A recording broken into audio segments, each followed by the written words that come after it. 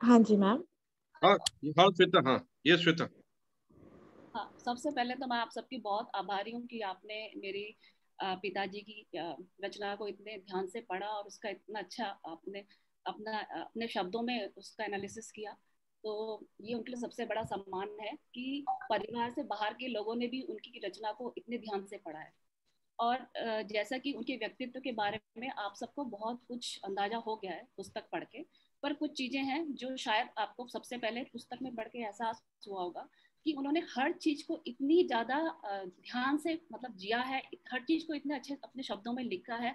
ये दिखाता है कि उन्होंने अपने जीवन को हर पल को शायद 100% जिया है। जो कि पापा हमेशा मुझे कहा करते थे, गीता का सार यही है कि हमें हर पल को 100% जीना चाहिए, जहाँ हो वहाँ 100% रहो, प्रेजेंट में रहो। पास्ट तो चला गया और फ्यूचर तभी बनता है जब आपका प्रेजेंट सही होता है। तो गीता का जो सार था, जो पापा हमेशा मुझे कहते थे, वो उनकी रचना में इतना साफ दिखता है कि एक एक पल, एक एक, शायद मुझे आज कोई बोले अपने जीवन के बारे में कुछ लिखने को, तो बहुत ही कम ऐसी चीजें होंगी जो मुझे याद होंगी और शायद मैं लिख पाऊंगी। लेकिन उन्होंने जिस तरीके से लिखा है, मैं मतलब ये समझी पापा से कि जो वो कहते थे वो वाकई करते भी थे। 100% हर पल को जीते थे, हर रिश्ते में अपना 100% देते थे, चाहे वो कोई भी रिश्ता हो। और मतलब वो एक ऐसे पुरुष थे जिसको शायद उनके भाई बहन, माता पिता, बहन, बच्चे और सारे रिश्तेदार मानते हैं कि उन्होंने हर किसी को उतना ही अपनापन दिया जितने अपने करीबियों को दिया। मतलब कभी भी कोई उन्होंने भेदभाव किसी भी चीज में नहीं किया। तो उनका जो वो चीज था वो शायद शायद हम सबके लिए सीखने लायक है। और मेरा एक उनके साथ एक एक्सपीरियंस भी था, जब एक बार उनके साथ घूमने गई थी मलेशिया। तो कुछ एक वो किताब पढ़ रहे थे, मुझे बता रहे थे कि मलेशिया में ऐसा हुआ था कि नारियल पानी फेंक दिया था, उसमें बहुत ज्यादा पानी था।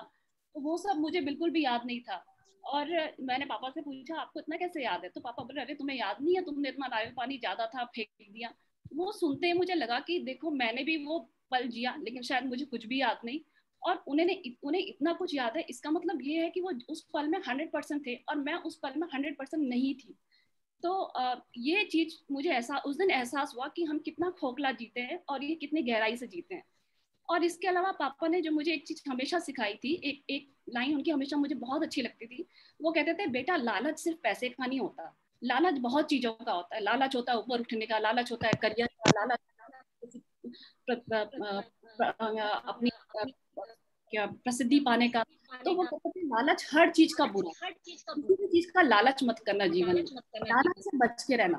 तो वो जो लाइन थी पहले तो मुझे समझ में नहीं आई, लेकिन धीरे धीरे मैंने लोग करियर ओरिएंटेड होने के लिए कुछ भी करते हैं, किसी भी तरीके से रोकना चाहते हैं। तो मुझे उस दिन वो बात समझ में आई कि उनका कहने का मतलब बहुत सही था कि लालच हर किसी भी चीज का नुकसान होता है।